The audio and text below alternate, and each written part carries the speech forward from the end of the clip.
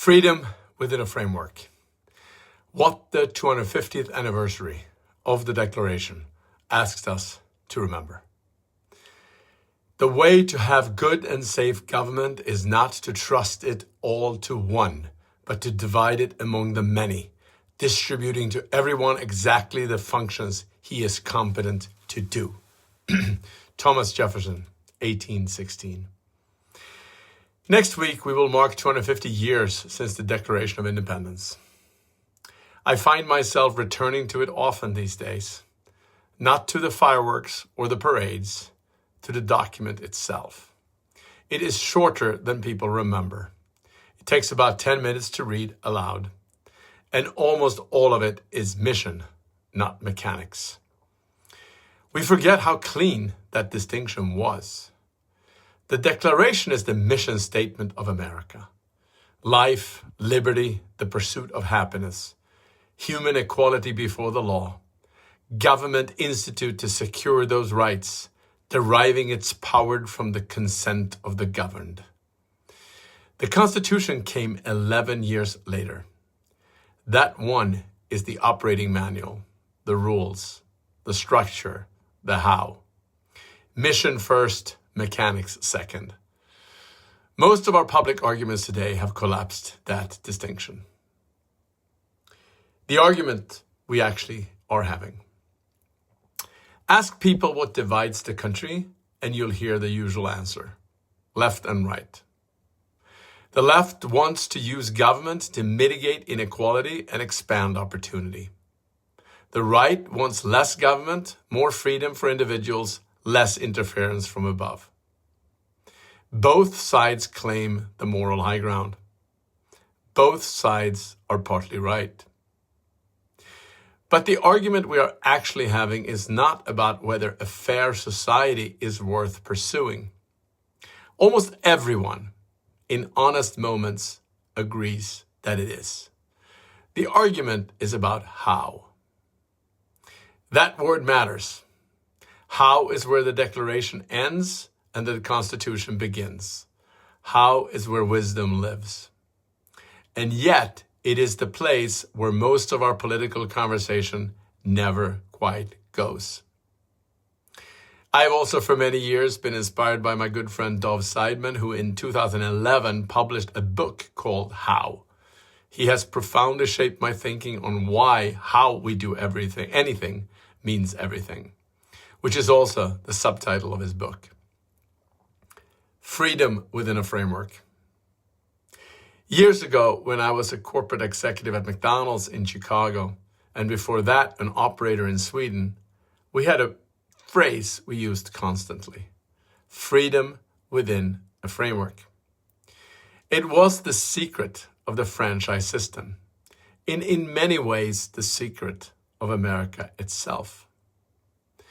Operators in Stockholm, Sao Paulo, Tokyo, and Iowa all signed onto a small set of non-negotiables: the brand, the standards, the core values. Beyond that, they were free to know their customers, free to adapt their menu, free to run their restaurants the way the local situation demanded. The framework was thin, the freedom was wide, and it worked. Not because the operators were uniform, but precisely because they were not. Tens of thousands of small entrepreneurs, each one solving local problems with local knowledge, produced something no central office in Chicago could ever have designed. I learned something there that I have never forgotten. Centralized systems do not produce distributed outcomes. Only distributed systems do. The most innovative, resilient, and just outcomes I have ever seen came from clusters of people closest to the problem, given room to act. What the founders actually saw. The founders understood this, and I think they understood it better than we do. They argued bitterly with each other. Federalists, anti-federalists, Hamilton, Jefferson, Madison. But on one thing they agreed: power should be divided. Not because they distrusted government in the abstract, because they had just lived under one that had grown distant from the people it governed. So they did three remarkable things. They separated powers between the branches. They divided sovereignty between the federal government and the states. And they built into the structure something the Catholic tradition would later call subsidiarity, the principle that decisions should be made as close as possible to the people they affected. The town before the country before the state before the nation. This was not ideology. It was institutional wisdom. The founders understood that knowledge of conditions, people, and problems lives closest to the ground. A general in Washington cannot know a particular street the way a mayor, teacher, shopkeeper, or neighbor can. The French political thinker Alexis de Tocqueville saw this when he came to America in the 1830s.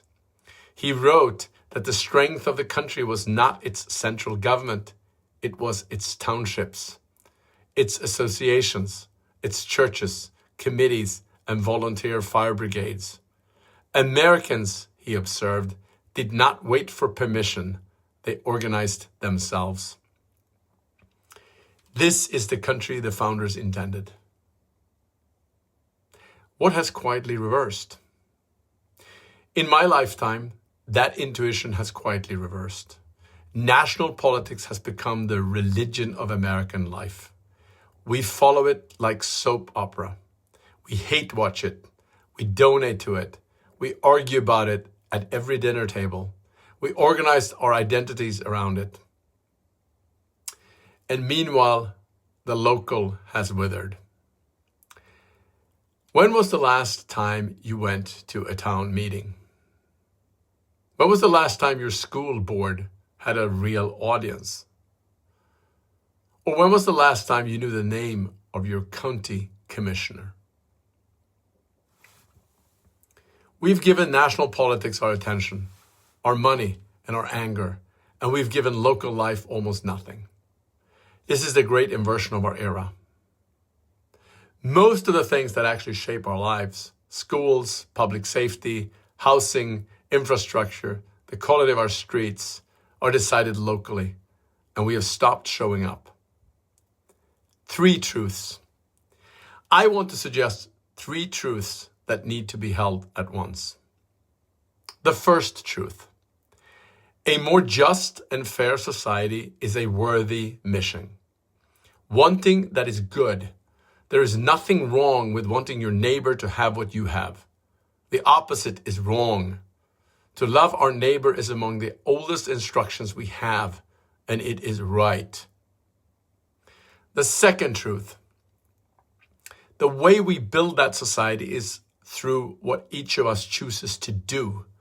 Coaching, volunteering, building businesses that hire well and treat people with dignity, showing up, helping, teaching, lending, listening. Change at human scale has always been the engine.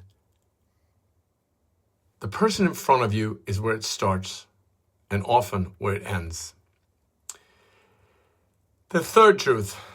Large institutions, politic, civic, corporate, tend towards self-preservation over mission.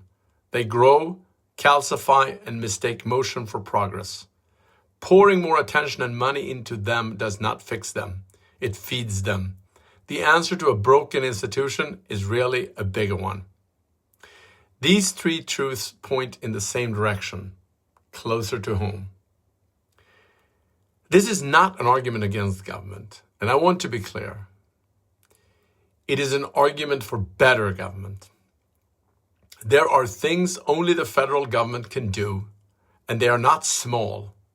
Defending the country from foreign enemies, protecting against pandemics, settling disputes between states through the Supreme Court, securing the basic floor of civil rights that no local majority may fall below, maintaining a stable currency, and holding the union together.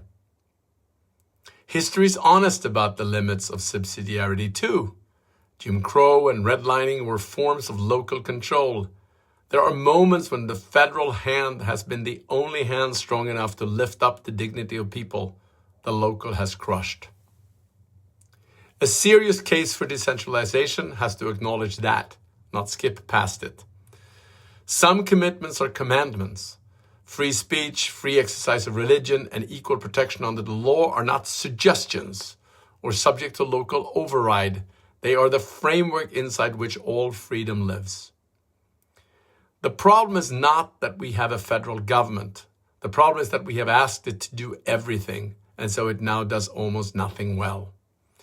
If we narrowed Washington's job to a smaller list of essential things, perhaps it could do them with the seriousness they deserve. Perhaps it could begin to rebuild the trust it has lost. A focused government is a more capable government. A bloated government is a brittle one. The speed of change today makes this more urgent, not less. Technology, work, family structure, money, information, all of it's changing faster than any central authority can track. A rule written in Washington in 2024 may already feel outdated by 2026.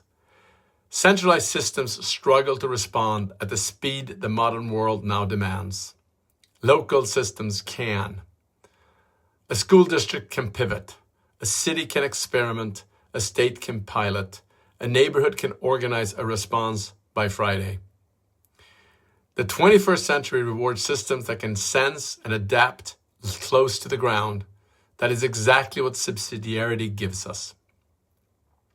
The founders could not have known what AI would do, or social media, or the global economy. But they built something remarkably durable. A layered system where most decisions live close to the people affected by them. We should use it. What the 250th asks of us. This 250th anniversary is not a fireworks show. It's a moment to remember what was actually declared. Not the obvious things, the deeper things. That power flows from the consent of the governed. That government exists to secure rights, not to confer them. That when institutions stop serving their original mission, the people have not just the right, but the responsibility to reform them. This is not partisan. The declaration belongs to no party. It belongs to all of us. Reading it today, what strikes me is how much of it is a critique of distant power, of decisions made far from the people who must live with them, of officials who cannot be reached and rules that cannot be changed. The founders built something different on purpose. We have slowly and with the best of intentions built back what they rebelled against. The 250th asked us to remember, to choose mission over mechanics, to choose neighbors over headlines, to choose freedom within a framework over the false comfort of central control. Fewer things from Washington, more from us, better government, not no government. Your turn. If you took the energy you spend on national politics this week, the scrolling, the arguing, the worrying, and redirecting even half of it to your block, your school, your church, your local council, what would change? I suspect more than we think. The strength of a free society was never going to come from above. It was always going to come from us. Happy birthday to all of us. If you want to read the declaration, I've linked it at the end of the substack. It's worth doing. See you soon.